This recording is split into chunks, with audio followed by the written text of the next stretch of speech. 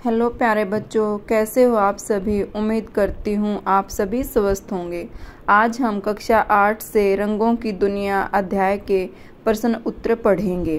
देखो बेटा, एक तो नोटबुक बनाते हुए ना आप ध्यान रखो, मार्जिन लाइन जरूर लगाओ और पहले पेज पर सुंदर सुंदर तरीके से अपने अध्याय का नाम लिखो।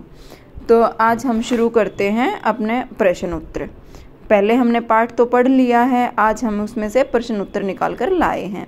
तो पहला प्रश्न है, तृतीय श्रेणी के रंग कैसे बनाए जाते हैं। या फिर इस प्रश्न को हम इस तरीके से भी कह सकते हैं, तृतीय श्रेणी के रंग बनाने की विधि क्या है। तृतीय श्रेणी के रंग कैसे बनते हैं। प्रश्न इनमें से चाहे कोई भी हो, उत्तर हमारा एक ही रहेगा। जब द्वितीय श्रेणी के और प्राथमिक श्रेणी के किन्हीं भी दो रंगों को आपस में मिलाया जाता है तो हमें तृतीय श्रेणी के रंग प्राप्त होते हैं। अब देखो इसको ध्यान से, जब प्रथम श्रेणी और द्वितीय श्रेणी के किन्हीं भी दो रंगों को आपस में मिलाते हैं तो हमें तृतीय श्रेणी के रंग प्राप्त होते हैं। प्रश्न नंबर 2, तृतीय श्रेणी के रंग कितने होते हैं। तृतीय श्रेणी के रंग 6 होते हैं। कितने होते हैं बेटा? 6 रंग होते हैं।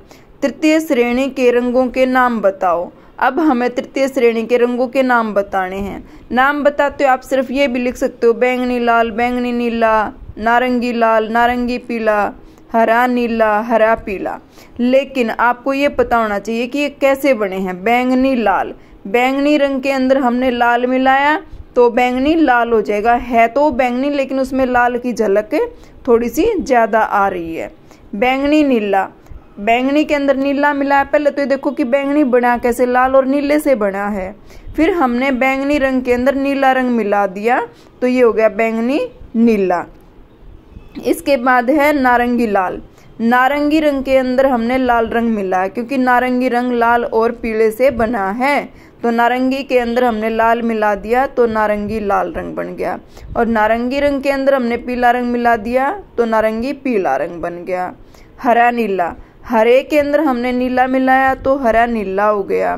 और हरे के अंदर हमने पीला रंग मिलाया तो हरा पीला हो गया।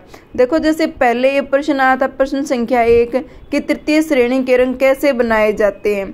तो बैंगनी रंग कौन सी श्रेणी का है? द्वितीय श्रेणी का। और लाल रंग कौन सी श्रेणी का है? प्रथम श्रेणी का। इसलिए ये ध्यान रखना है कि तृतीय श्रेणी के रंग बनाते हुए दूसरी श्रेणी के रंगों के अंदर पहली श्रेणी के रंग मिलाए जाते हैं तो हमें तीसरी श्रेणी के रंग प्राप्त होते हैं। प्रश्न संख्या 4, तृतीय श्रेणी के रंग शुद्ध व चमकीले होते हैं या फिर मटमैले व धुंधले। कारण सहित बताइए। प्रश्न को ध्यान से पढ़ो। तृतीय श्रेणी के रंग शुद्ध व चमकीले होते हैं या फिर मटमैले व धुंधले, कारण सहित बताना है। तो इसका उत्तर है तृतीय श्रेणी के रंग मटमैले और धुंधले होते हैं क्योंकि प्राथमिक और द्वितीय श्रेणी के रंगों को मिलाकर बनाने के कारण तृतीय श्रेणी के रंग कुछ मटमैले व धुंधले होते हैं, साफ नहीं रह पाते हैं।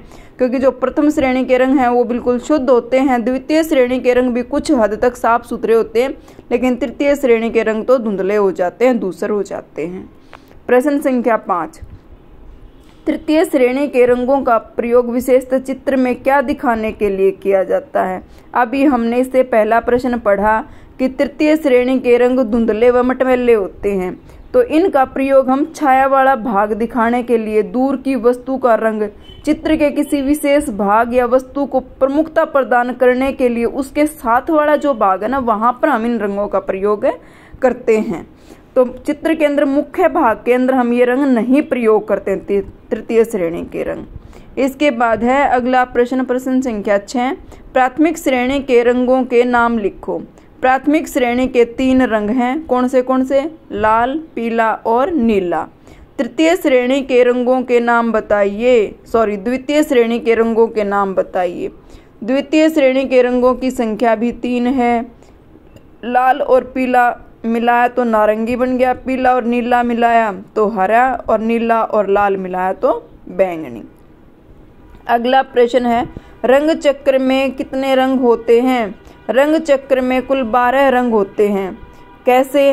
प्राथमिक श्रेणी के 3, द्वितीय श्रेणी के 3 और तृतीय श्रेणी के 6। तो इस प्रकार कुल मिलाकर रंग चक्र में 12 रंग होते हैं। इंद्रधनुष में कितने रंग होते हैं? इंद्रधनुष में होते हैं 7 रंग। इंद्रधनुष के अंदर कितने रंग होते हैं? 7 रंग होते हैं। इंद्रधनुष के रंगों के नाम लिखो। इंद्रधनुष के अंदर 7 रंग हमने इससे पहले प्रश्न में पढ़े हैं। बैंगनी, नीला, आसमानी, हरा, पीला, नारंगी और लाल। इसके लिए एक सूत्र है, इस सूत्र को याद कर लो, रंग आसानी से याद रहेंगे। बैनी आ पीना ला, ये सूत्र है इंद्रधनुष के रंगों को याद रखने का। बैनी आ पीना ला। सभी रंग सीरीज से है नंबर वाइज कि सबसे पहले कौन सा होगा, फिर कौन सा होगा, फिर कौन सा होगा। और इस सूत्र के पहले ऊपर नीचे लिख लो, जैसे इसके अंदर लिख करके दिखाया गया नोटबुक में। अगला प्रश्न है, रंगत किसे कहते हैं? किसी रंग का नाम ही उसकी रंगत है। मूल रंगत 6 हैं।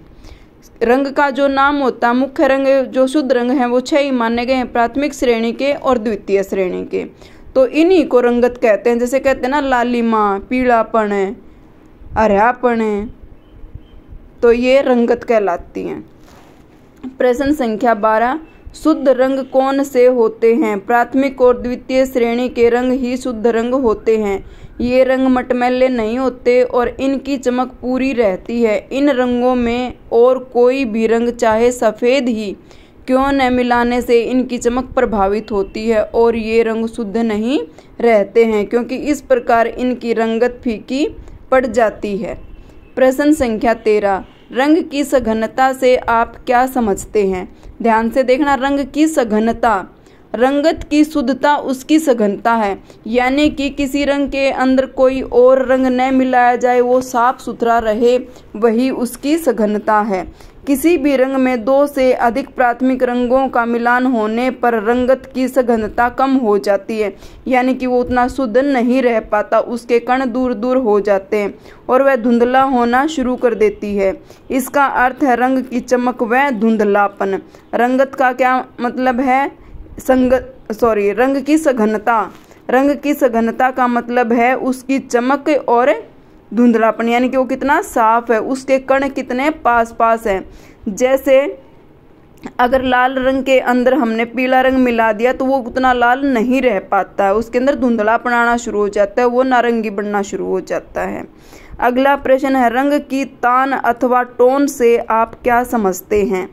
किसी रंग में सफ़ेद रंग मिलाने से वह हल्का लाइट, यानी कि उसकी टिंट हो जाती है। टिंट तो होता है लाइट, और अगर उसमें काला या विरोधी रंग मिलाने पर गहरा डार्क हो जाता। अगर हम किसी रंग के अंदर काला रंग या उसका विरोधी रंग, उसका अपोजिट रंग मिला देंगे तो वो डार्क हो जाता है, गहरा हो जाता है।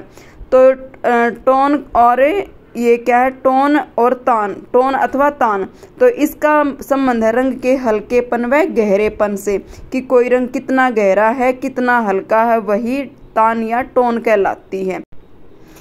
अगला प्रश्न है हमारा, हमारे राष्ट्रीय ध्वज में कौन से रंग हैं?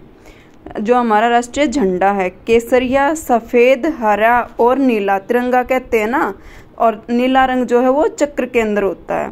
हमारे राष्ट्रीय ध्वज के रंग किसके प्रतीक हैं? प्रश्न संख्या 16 है ये। तो इसका उत्तर है केसरिया रंग बलिदान व दृढ़ता, सफ़ेद रंग शांति व स्वस्थता, हरा रंग हरियाली व समृद्धि और नीला रंग स्थायित्व व विश्वास का प्रतीक है। प्रश्न संख्या 17, लाल रंग किसका प्रतीक है? लाल रंग खतरे और विरोध का प्रतीक है। अगला प्रश्न है, काला रंग किसका प्रतीक है? काला रंग शोक और विरोध का प्रतीक है। प्रश्न संख्या 19, पीला रंग किसका प्रतीक है? पीला रंग दोस्ती का प्रतीक है। अगला प्रश्न है, किसी रंग में सफ़ेद रंग मिलाने पर क्या प्रभाव पड़ता है? पीछे हमने टोन और तान पढ़ा था ना, तो उसी के से संबंधित है ये प्रश्न। किसी रंग में सफ़ेद रंग मिलाने से वह हल्का लाइट हो जाता है, यानी कि उसकी टिंट बन जाती है, लाइट हो जाता है वो। प्रश्न संख्या 21, किसी रंग में काला या विरोधी रंग मिलाने पर क्या प्रभाव पड़ता है? किसी रंग में काला या विरोधी रंग मिलाने पर वह गहरा अथवा डार्क हो जाता है। तो उम्मीद है प्यारे बच्चों आपको ये प्रश्न उत्तर समझ आए होंगे। इन अपनी नोटबुक अच्छे से साफ सुथरी बनाना, कटिंग मत किया करो। अगर कटिंग करनी भी पड़े, कुछ गलत हो जाए तो सिंगल लाइन, एक लाइन से काटा करो।